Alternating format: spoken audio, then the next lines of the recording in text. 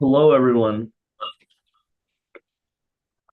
How's everyone doing today? Hi, guys. The evil mathematicians. Great. That's good. That's good. Okay, I'm gonna do a quick poll because I'm interested. Where is everyone from? Like, what state is everyone from? Who's watching this?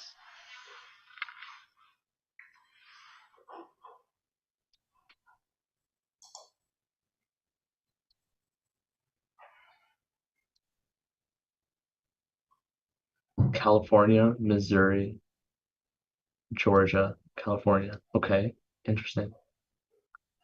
Pennsylvania.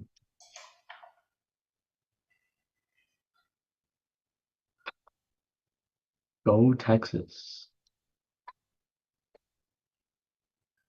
Okay, everyone's pretty varied around the world. I mean, country.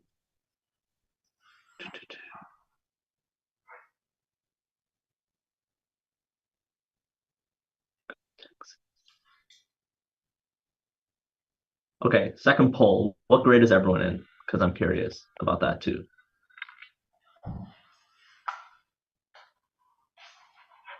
Six. Who's okay? Sixth, fifth, junior. Junior. Are you actually a As junior? in junior in high school? Okay, interesting. I'm not really sure like what this is a middle school competition, right? So I'd expect most people to be like, College junior.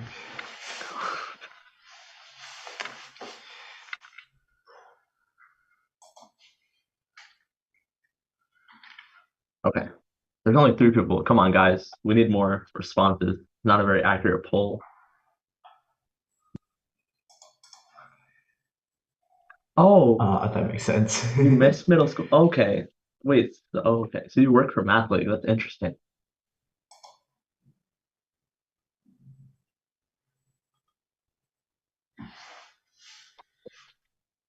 I have respect for people who write math problems because it's very hard. I've tried, it doesn't go well. At least for me, freshly in high school. Nice. I miss middle school as well. Math problem writing is hard. That's what I'm saying. I agree.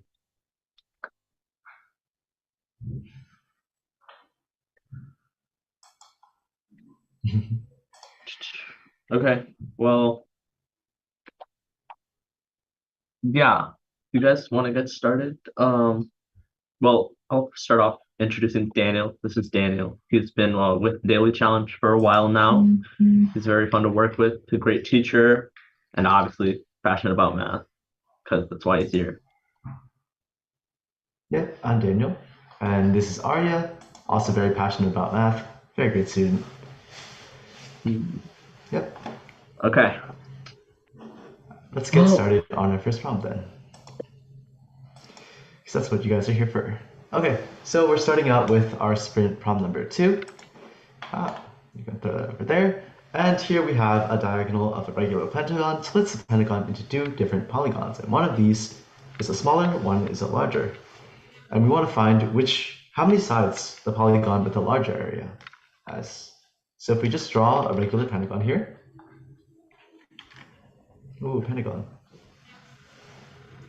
and we arbitrarily split it in two. And it actually turns out it doesn't matter, because either way, you split it like this, you have this quadrilateral here, this triangle here, or if you split it here, you also have a quadrilateral of the same size here, and a triangle over there. And no matter where you cut it, what diagonal you cut it along, the polygon with the greater area will always be a quadrilateral, so the answer to this problem is 4. okay, let's move on to sprint round number six. In rectangle ABCDE or ABCD, just the AD is three times as long as AB. So okay, first off, I'm just gonna go down, put some variables down for these lengths, and then this whole thing is 3x, right? Mark points AE and F such that AE equals AB, CF equals CD, which basically means this is X, this is X, this is X, and we can get rid of that because we know this is 2X. This is also 2X. What is the ratio of the area of EBFD to the area of a square with side length AD? Okay, a square. We'll start with the square part because I feel like that's just easier. A square with side length AD would just be 3x on both sides. So the area would just be 9x squared. And the ratio of area of EBFD. So EBFD, this parallelogram right here, and it has a base of 2x and a height of x. So base times height, this gives me 2x squared. So the ratio of the parallelogram over the square would just be 2x squared over 9x squared, which equals 2/9. All right, nice.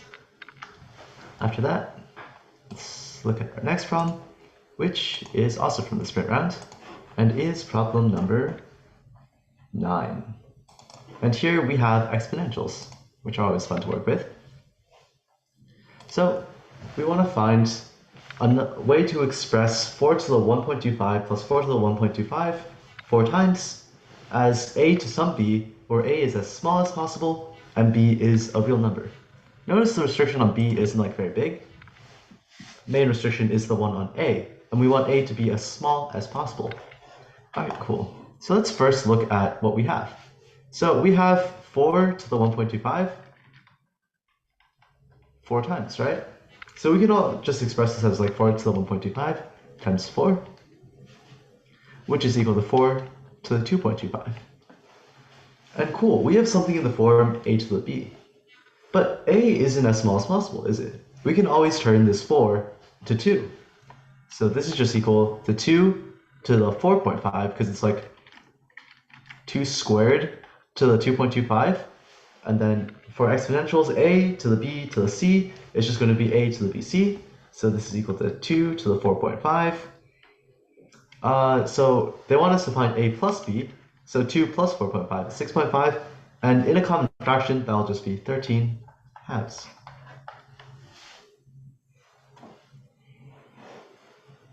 Okay, let's go. Oh, there's a lot of words. Sprint round number 16.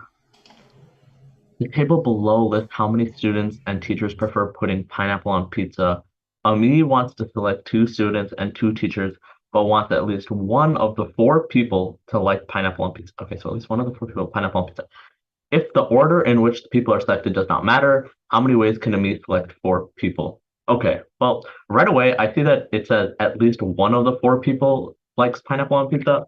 So what we're gonna do is we're gonna count the total ways she can pick like four people that it satisfies the restrictions, and then minus like how many people like how many ways she can pick no people who like pizza, because that's a lot easier than counting like one person likes pizza, then two people like pizza, and then three people like pizza. So that's what we're gonna do. So first, we're gonna start off with the total, and the total ways to pick two students and two adults is just like um the number of teachers choose two and the number of students choose two. And if you don't know what choose notation is, it's simply like n choose m is just like how many ways can you select m things from n items such that the order doesn't matter. So like picking 1 to m is the same thing as picking like m to 1. Like you can rearrange the items. Daniel wrote the formula down on the screen if that helps. Okay, so what we're gonna do is the total ways is gonna be 7 choose two teachers because out of the 7 teachers she's picking two of them, and then 10 choose two students or because out of the 10 students she's picking two of them again. And then what we're gonna do is find the number of no pineapple. And the way we do this is we just do, again, we want two teachers and two students. So there's 6 students who don't like pineapple. So we do 6 choose two, and then 5 choose two for the two of the 5 teachers that don't like pineapple. So now we subtract them. We get 7 choose two is just 21 times 10 choose two, which is just 45, minus 6 choose two is 15 times 10. So how are we going to subtract this? 99. Okay, so this is just 945 minus 150, which is then just 795. All right, next. Yeah. So let's look at our next problem then. And this is, wow, problem number 21. So we're getting near the end of the sprint round, that is. So the question asks, in how many ways can we arrange the letters in the word reserve such that no two identical letters are adjacent? All right, so let's first take into stock which letters are identical, right? So in the word reserve, we have three E's. Yeah. So reserve has three E's, but also two R's. So that makes it slightly more tricky. And then it has just an S and a V. All right, so the way I would think about this problem is if we know that our E's have to be separate, why don't we just put slots in between them? Essentially like making it more of a stars and bars problem. But of course, we still have to take into account the condition of the R's, right?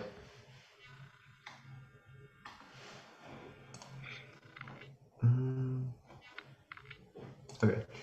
So if we want to take into account the R's, one way we can do it is like casework, where we go, hey, what if there's like an R and an S here, and like an R and then a V there, or any of those cases. But that seems kind of difficult and kind of annoying.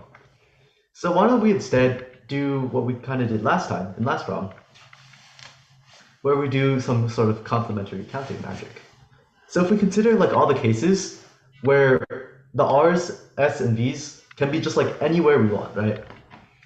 Then I have four slots to put four letters in. And since like we don't care about identical letters being adjacent, I don't think their order matters. And actually what we do have to do is, because like these R's are technically distinct, we can treat them as non-distinct for now and then divide by 2 later on.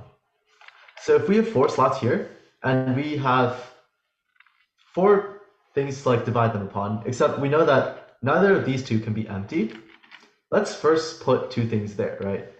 So four ways to put something here. Let me use a different color. Three ways to put something here. And then the remaining two can just be put wherever, right? Actually, now they can be put here, here, here, here, here, or there, which is actually 6 slots.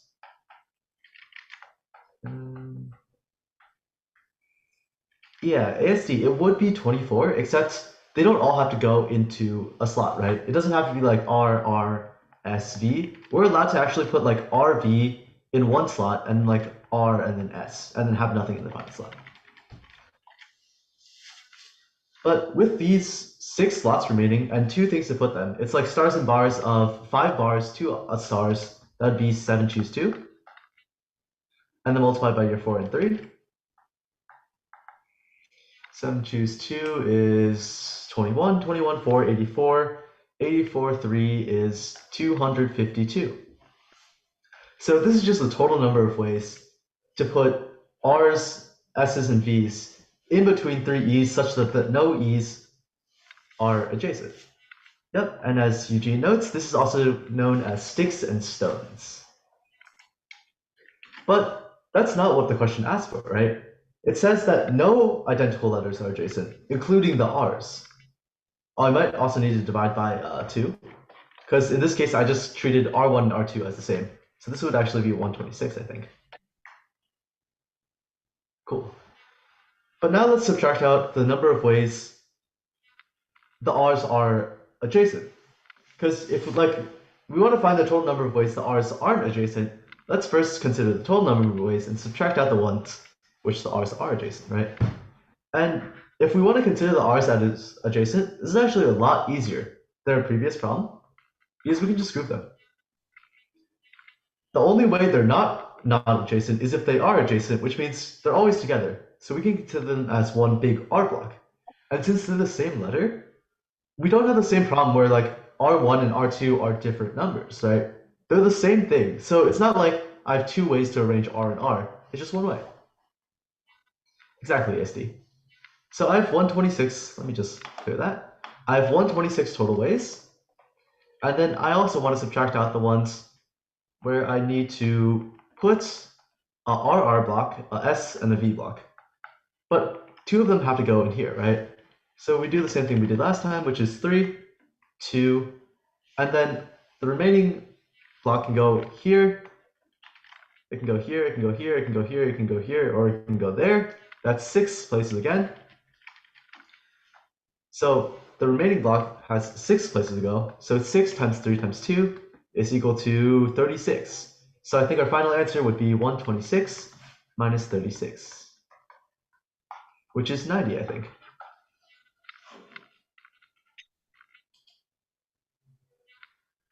Hold on. I think the answer key says it's 96. Oh, that's tragic. I was with you up until 126. Let's just, okay, let's see. 3. Write that back.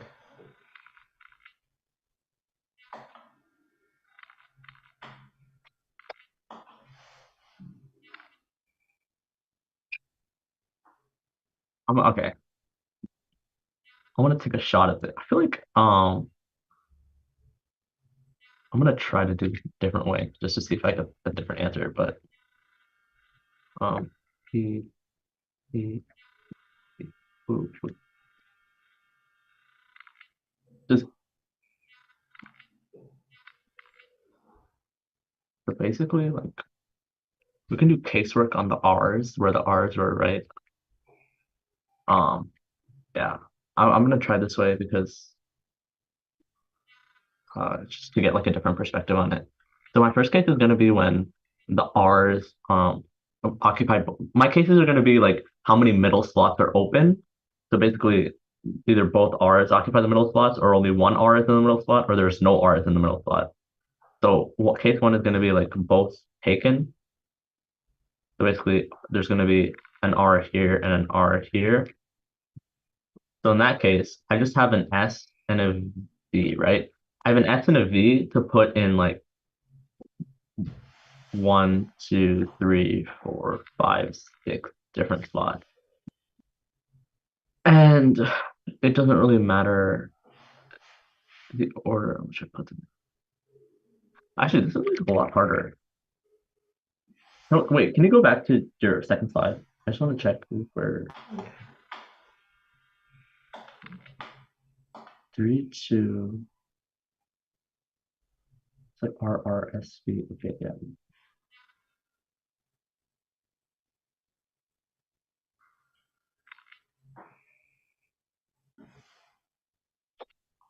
Six ways to do that. And then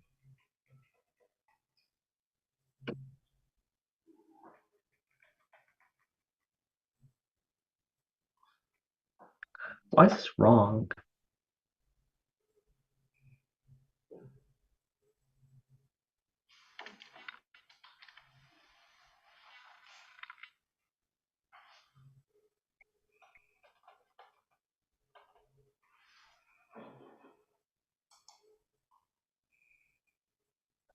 Okay. SUV. Anyone in chat have any idea where we could have gone wrong on that one? 1, 2, 3, 4, 5, 6. All right, so 6 is just like 7 choose 2 ways to do that times 2 because yeah, okay, so like 7 times 6 ways for this one. Case 2 is gonna be 1R. So oh oops. That was okay. Case 2 is gonna be 1R. 1R. So basically I have it's gonna be a little messy. So I have 1R here. Wait, okay. Let's see if I can go to a different slide. Okay. So E, boom, boom, boom, boom, R. So basically, I can pick 2 ways to choose where my first R goes, and then 2 ways to choose where my second R goes. Because it could either be like RR, or it could be like RR, either way. So there's 4 ways to pick how I place my R's. And once I do that, um, I have 2 ways to pick how to fill the other middle one. So 4 times 2. So then I'm left with like one letter to put in 1, 2, 3, 4. Wait. Okay, let's say this is S without loss of generality. And then I have 1, 2, 3, 4, 5, 6, 7 ways to put the V, right? Am I counting that right? 1, 2, 3, 4, 5, 6, 7. Okay, so then I just have I put 7 blanks and I did casework based on the E's. I feel like that would be harder because wait, 7 blanks and I did casework based on the E's.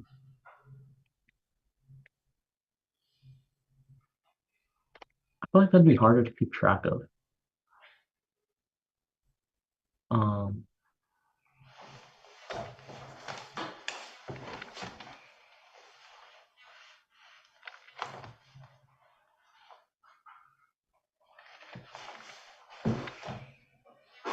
7. Okay, so I have 7 choose one ways basically. Put the V. So times 7 here. That's my second case. And then my last case is going to be boom, boom. And then I just have R here. And then S, V has to go in either of these. Oh, actually, this is not true. I could have R. Oh, but R's can't be together. So I have to have them here and here. So this just has 2 ways, right? S, V, or V, and then S. So all together, that's like 56 plus 42 plus 2, which is 98 plus 2, which is 100. Oh no, this is problematic. 56 plus. The first one was 42, 56. Huh, we overcounted again. Uh,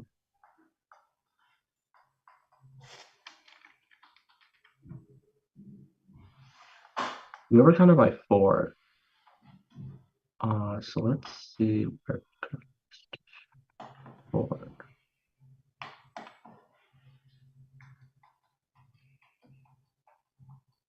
Okay, so the last case has to be 2. So case 3 equals 2. I don't think there's any argument with that. Case 1 is pretty like clear, right? Because we put the R and the R, and then we just have E, R, E, R, E, and then we have 1, 2, 3, 4, 5, 6. Oh, 6 possible slots. So 5 plus 2, choose 2, and then times 2. Because you can flip flop the S. 7 choose 2 times 2. That should be 42. 42. And then this last case would be E, E, R, E dash, E, R dash, right? Or okay, so I have 4 for sure. 2 times 2. Wait, yeah, 2 times 2 times 2 ways to pick the element, the number that goes there. And then once I pick a letter, let's say I do S, I have 1, 2, 3, 4, 5, 6, 7 places to put the V. So this should equal 56. I'm convinced it's 100.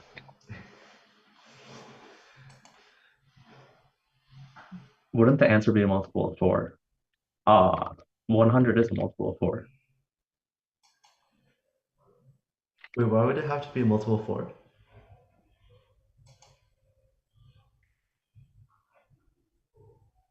24 times 4, yeah. 24 plus 4. I just don't know. Did we over miss count something? So I have like 6 ways to place the R. I'm accounting for 4 of them in the second case, 1 in the first, and 1 in the second. So that takes care of all the placements of R. 2.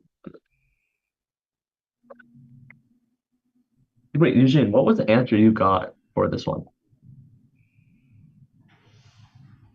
Was it 96?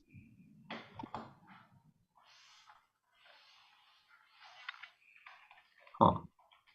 Well, okay. We should, I guess we have time, so this is fine. But did you like this check over the stars and bars method? Could you figure out what happened there?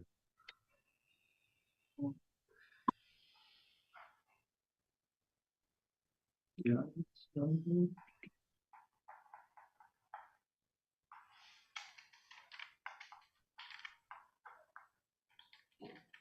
Maybe we should just skip this question and come back to it Yeah, we when we probably have. should. Yeah. Okay. Is it my turn for the next one? I think so, yeah. Okay.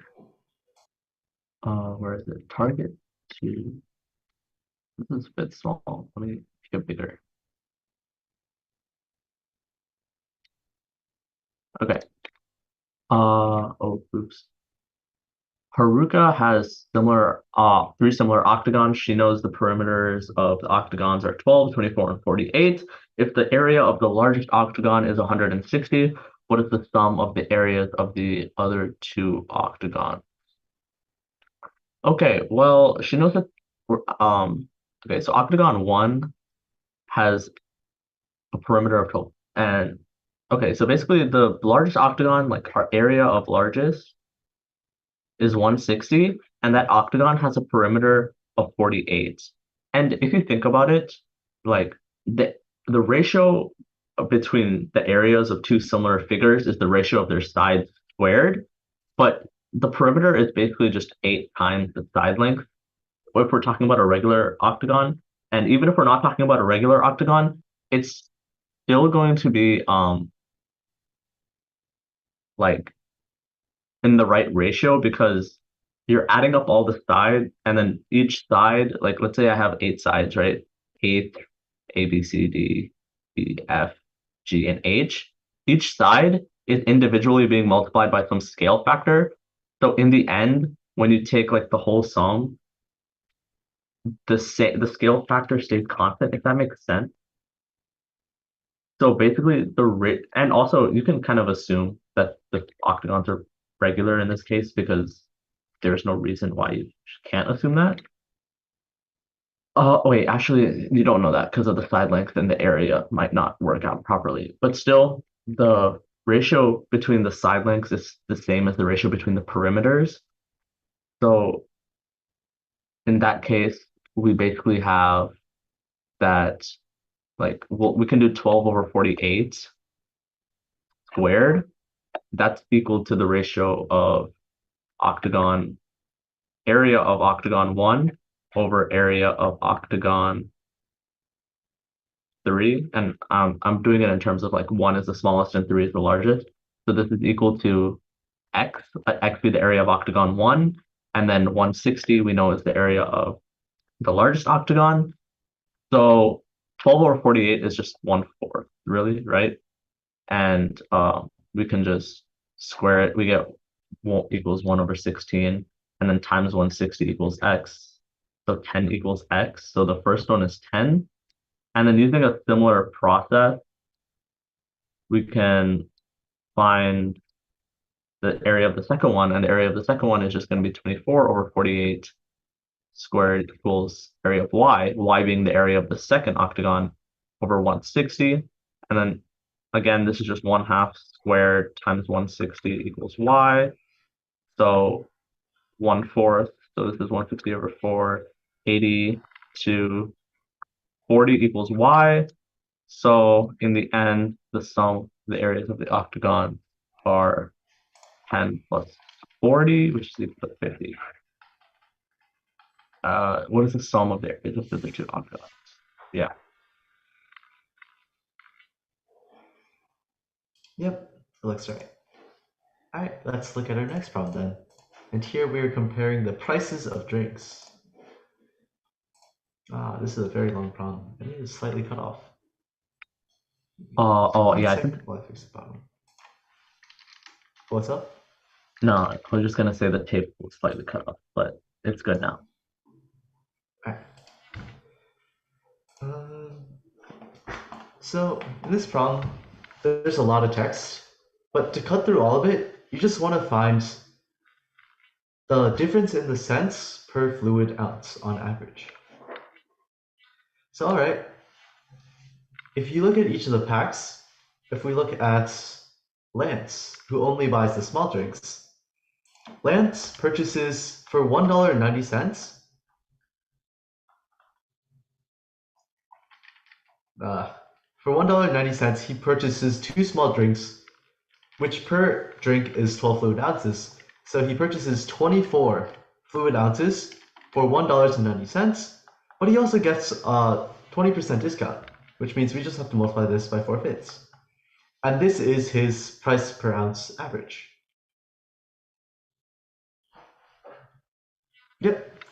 So this is Lance. And for Suran, his price per ounce is, well, he has three large drinks, and each is 16 fluid ounces. So in total, that would be 48 divided by $2.90, and they have no discount. Well, let me just do that.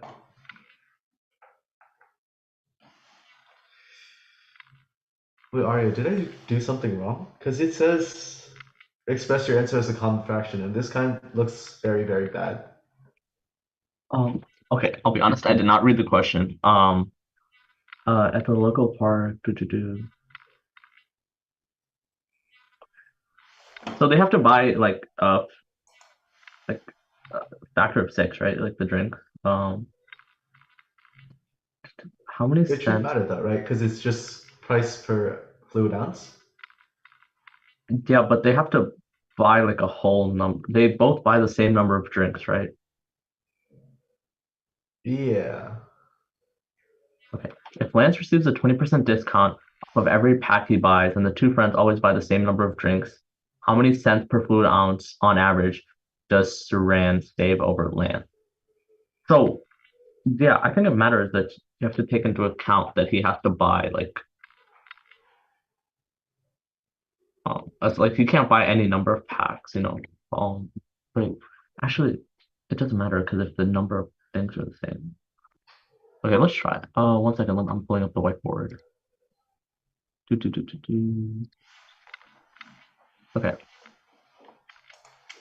so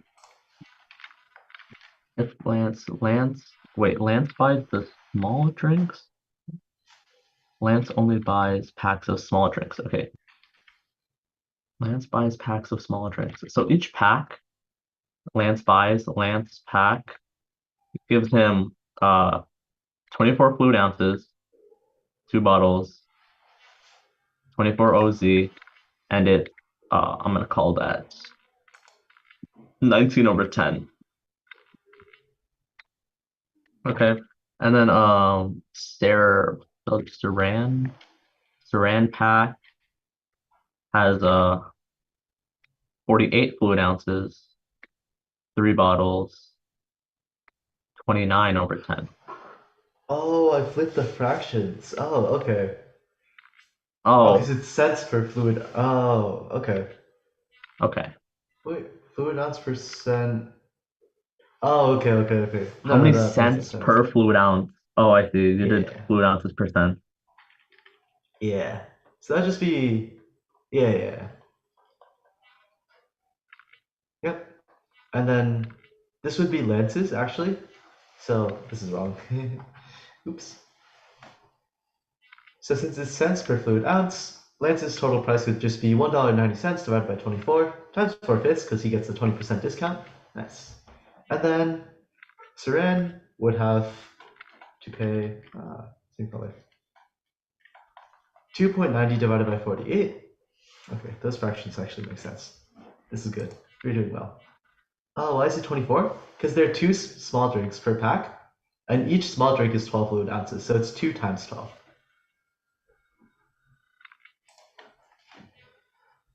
So if we know that, the difference between them, so the number of cents Rand saves over Lance is actually S minus L. Let me see if I can hide the slide real fast. All right, so S minus L would just be 2.90 divided by 48 minus 1.90 divided by 24 times 4/5. Actually, would it be 5/4? Why would it be No, five because four? price. Oh, did you ask why would it be 5/4? Or Yeah, because I was thinking like it's better for Lance. So I was thinking like bigger numbers are better, but in this case smaller numbers are better, so it makes more sense as 4/5 yeah. actually. Because it's like cost per 24 ounces, right? It's like 190 times 4/5 is the cost per 24 ounces. Yeah. Yeah, that makes sense. Yeah. And then if we multiply the bottom by 5, that would be what? 14.50 divided by 240 minus 7.60 divided by 120. Just multiply that by 2, and we get 15.20 divided by 240. Here we have 145. I cannot read my own handwriting. And there we have 15.2. So the difference is 70 cents divided by 240, which is equal to 70 divided by 24000, 7 divided by 2400. That also seems wrong. Oh, but it's cents. Ah. So you have to multiply this by 100, and that becomes 7/24, which I believe actually is the right answer. So, nice. Okay. Awesome. All right. What's the next one? Oh, I already don't like, I already, okay. Interesting. I see dates and I get scared because they're like, what date does like February 7th land on? 2007. I have no idea. Okay. In the year 2022 in California, daylight savings time begins on March 13th, where the clocks are set 1 hour forward once the time reaches 2 a.m. It ends on November 6th when the clocks are set 1 hour back. Okay, so no. 13th, 2 a.m. to November 6th, 2 a.m. That's your range when you have daylight savings. How many days in the year 2022 are there such that daylight savings time is in effect at noon on that day? Well, uh, it doesn't. Okay, so on March 13th, it starts at 2 a.m. So March 13th has it at 12 all the way to November November 5th at 12 because November 6th you only get like 1 a.m. and 2 a.m. You don't get all the way to 12 a.m. So this is basically the range, and now we count. So okay, how many days does March have? January, February, March. March has 31 days. 31 days, right? So we're gonna have 12 to 31 in March, and then minus 11 on both sides. This becomes 20, 20 days in March, and then January, February, March, April. April is 30 days. Okay, so April gives you 30 days. January, February, March, April, May. May gives you 31. June gives you 30. July gives you 31. I believe August also gives you 31. August gives you 31. August, what comes after August? September. September gives you 30, gives you 30. September, October. October gives you 31. Halloween, that's and then November gives you 1 to 5 in this case because it ends on the 6th, but you don't get noon on the 6th, so it goes 1 to 5, so 5. Now we add these up, 50, 50, 81, okay, and then we get 111, and then we get 142, 173, 203, 234, 239. 239? Is that it? November gives 5. Yeah. I'm just wondering, was there like a especially good way to do this? Because I'm just thinking like this problem just kind of takes up time, and I feel like that's its only purpose. Uh, Is is our math league person still in the chat? it might have been easier to count the other days, like December, January, February, and then Oh, that's subtract true. it from Yeah, 365. I feel like that could have saved you some time because it would be like only 3 months. that makes sense. Yeah. Um, I'm also off by one because looking at the answer key, it says 238, and I'm trying to figure out where.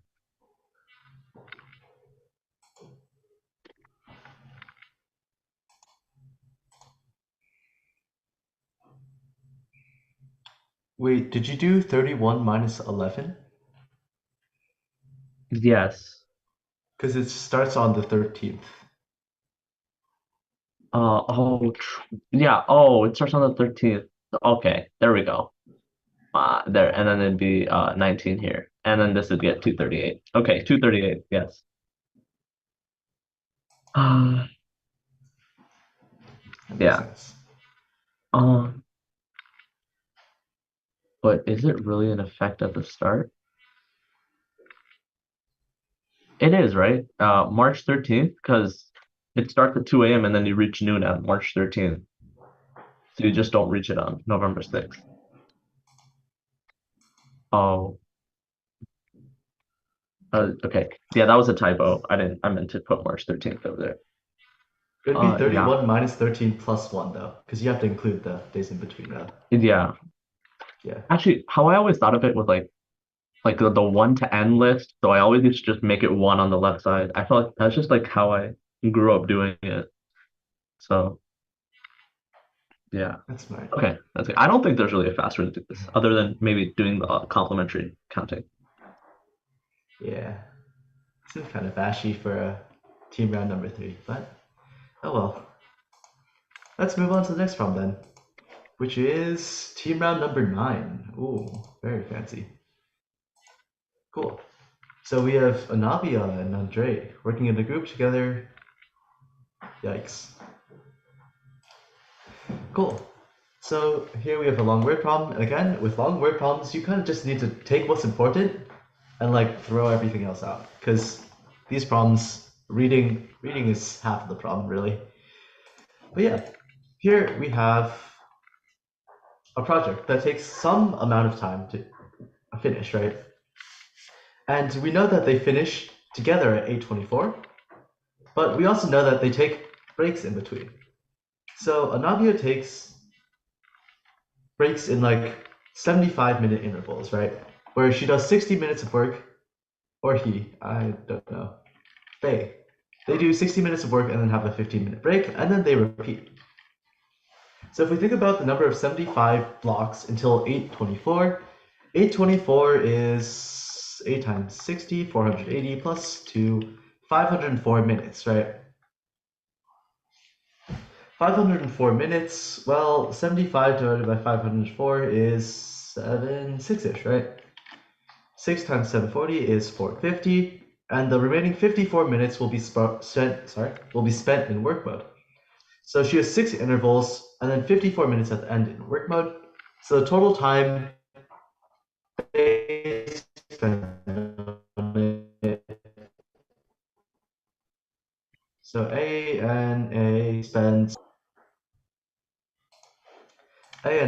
a total of 6 times 60 plus 54, which is 414.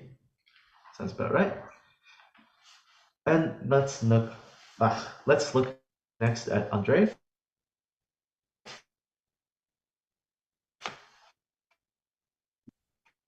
And Andre he works periods 105, where he spends 75 minutes working and then takes a 30-minute break. Yep, 414. So for 75 and 30, those blocks only account up to 415 minutes, right?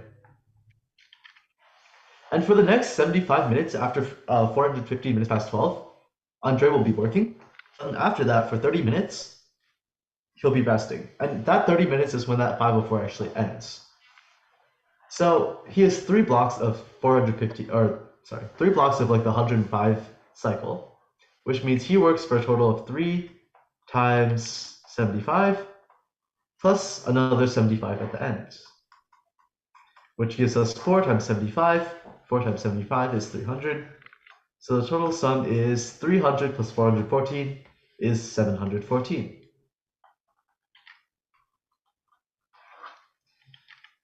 And let's see if that's right.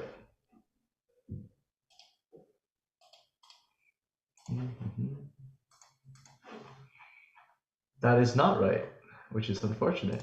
Let's go back to the working table. What did I mess up? What did I mess up? Okay. 824, 860, 480, 480, 24, 504, 1575, 6, 675, 450.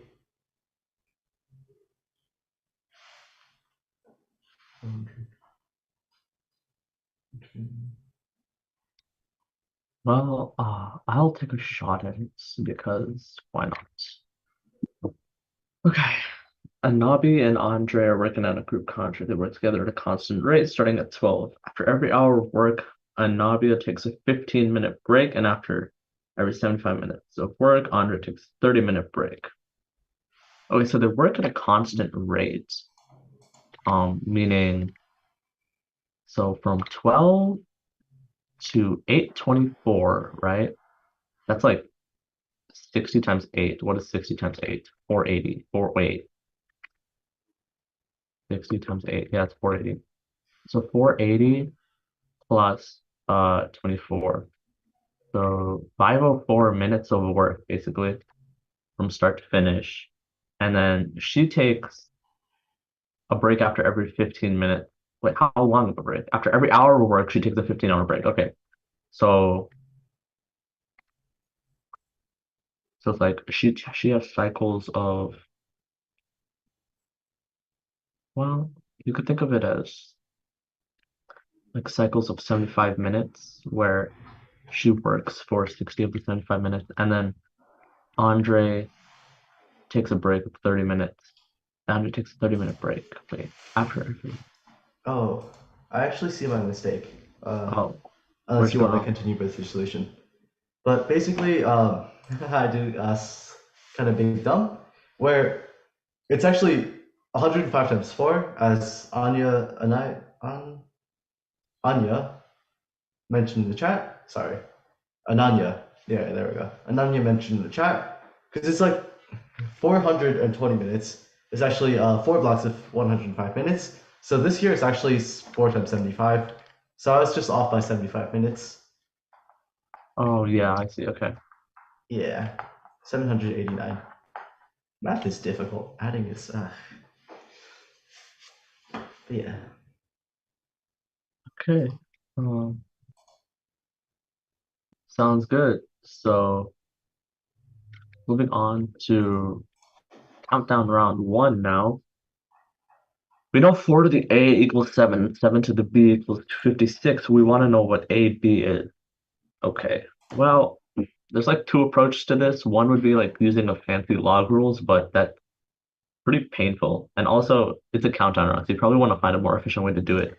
So what I'm gonna do is because I have a 7 to the B here and a 7 here, I'm gonna try to equate the 4 to the A and the 256 in some way. And the way we do this is by raising both of these to the B. And a nice byproduct of this is we get an AB term in the top, which is what we're trying to solve for. So if we think of AB as a single variable, because we don't need A and B individually, we get that we get that 4 to the AB equals 256. And 256, if you don't know, is 2 to the 8th, and this is equal to 4 to the 4. So we get this 4 to the 4. So this means AB is equal to 4. Oops, I'm writing on my face. Okay. Anyway, AB is equal to 4 to the 4. Yep. Yeah, that's pretty clever actually. I didn't see that. I was thinking, okay, so if you want to go to log stuff, that would actually be like a is equal to log base my whiteboard is not showing. A is equal to log base 4 of 7, and then b is equal to log base 7 of 256. So actually, if you multiply these, logs have this cool property where if you multiply them, log 47 and log 7, 256, and like these things are the same, this 7, you can kind of just collapse this and it goes away.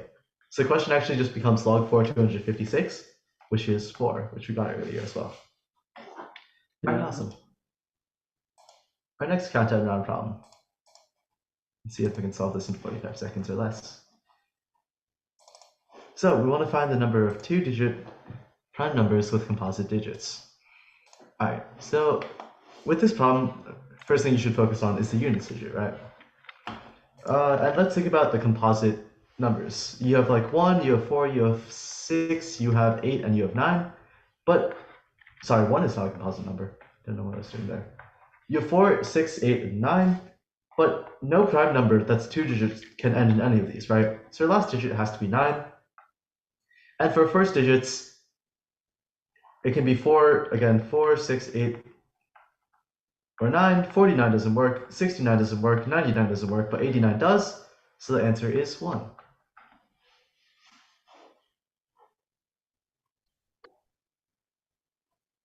All this true logs, I guess, are not a middle school thing. Oh, that was pretty fast. I think we did in 45 seconds. Let's go. W. Okay. Moving on to countdown number 6. Victoria ordered a pizza that has a diameter of 12 inches. Okay. Boom, boom, 6 inches. The pizza has 10 pieces of pepperoni that each have a radius of half an inch. Okay, so small half an inch circle. Actually, I'm not going to draw that, but half an inch circles. And none of the pepperoni are stacked on top of each other. What fraction of the pizza is covered by the pepperoni? Okay, well, first, I'm just going to figure out the area of the whole pizza. This is 36 pi inches. And I want to know what fraction of this is covered by pepperoni. And I have 10 times 1/2 squared pi pepperonis. So I have 10 over 4 pi over 36 pi covered because this is my pepperoni area, and this is total area. Oh, I have a bad habit of writing sideways, but basically this equates out to 10 over 4 times 36, and this is 5 to 5 over 72. Is that right? Yep. Awesome. That was also under 45 seconds, so we are doing very well. All right, next problem. Ooh, long word problems. Bane of every countdown round. Andrew ordered sandwiches for 100 children for lunch, but some children. Okay. So this looks like a very Venn diagrammy slash principle of inclusion and exclusion sort of problem. So 49 children got sandwiches with meat and gluten bread. And there are 100 total children, so there are going to be 51 that got sandwiches either without meat. No, that's not what I want to do. Let's see. 49 children, 64 with gluten bread, 75 with meat. Add them together, that's 139. With either, minus 49 with both is 190, so they're actually 10. Okay, sorry. So there are 64 sandwiches. Simplex subs. Is that an actual thing or just something mathly created? But anyways, 64 sandwiches with gluten bread, 75 sandwiches with meat. Add them together, that's 139 total sandwiches, minus 49 who got both. So there are 90 sandwiches that have either, which means there are 10 sandwiches that have neither. I'm just gonna draw the Venn diagram because I think it might be helpful for this problem specifically. So if this is like gluten bread, basically any kids who use gluten bread are in this circle. Anyone who have meat are in this circle, and people who have neither are in this big box in the edge. Oh, can you see this? There we go. So basically, we're told that there's 49 people in the middle, and we know gluten is 64, for example, which means the stuff that's just gluten would be 64 minus 49, and that's just like 5, 15. So there's 15 people here, and then there's 75 minus 49. It's also easier to just add this up and then subtract by 49, but I guess this way it's more clear where everything's coming from. So there's 26 people here, which means in total, there's going to be 15 plus 49 plus 26, which is 50, 64 plus 29. So 80 people, or 90 people. 90 people who get gluten or meats or both, which means there's 10 people in the rest of this, like in the other box, because we have 100 children in total, and only 90 of them are accounted for. So yeah, that's what the Venn diagram is like. But yeah, I think that's it, right? Are there more problems? Mm. Oh, there is. I There is lied. another. That's Yep. not it. Okay. Let's see. What is the minimum value of x squared minus 6x plus 16? Okay, well, I guess the normal strategy for this would just be to complete the square, because when you complete the square, you would get it in the form of like x minus 3 squared plus 7. And in this case, basically, this is always greater than 0 because when you square a number, it can never be negative, which means 7 is the minimum. And if you're wondering how I got from here to here, what we do is basically notice how like I don't really know how to, you have to like notice how the minus 6x, if we, okay, how do I explain this? If we complete the square in a general case, it'd be like x minus h squared plus k, right? And when you multiply this out, it'd be like 2hx plus h squared plus k.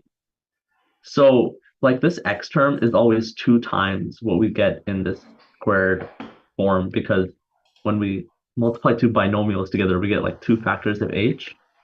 So basically, in that sense, you know that the h term in our quadratic given is going to be x minus 3 squared. And I guess with practice, this will become more fluent, but you can expand this out and you get x squared minus 6x plus 9. So we want to get 16 here, which means we need to add an extra 7 at the end in order to get to 16. And when you write this out like in the squared form, you just get plus 7 equals the given quadratic. So yeah. Or conversely, you could have noted that the vertex of a parabola is always at like minus b over 2a. So minus 6 over 2a would just be like 6 over 2, which is equal to 3. And then 3 squared minus 6 times 3 plus 16 also gives you the same answer of 25 minus 18, which is equal to 7. Either way, it's really all about finding like the vertex of that parabola, because that's where the minimum value is going to be. Because if you look at the graph of the parabola, it's going to be looking something like this, and the minimum value is always going to be down here.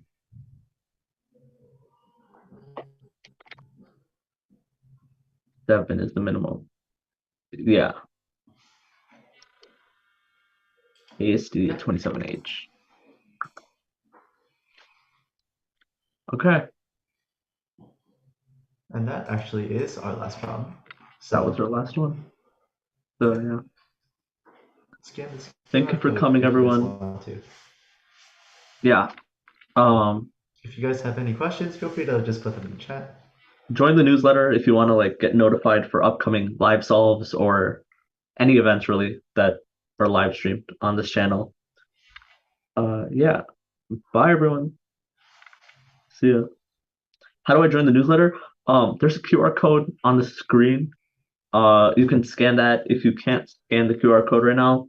You can also just go to live.potionlow.com, and then on the website itself, there's going to be a way for you to join the newsletter.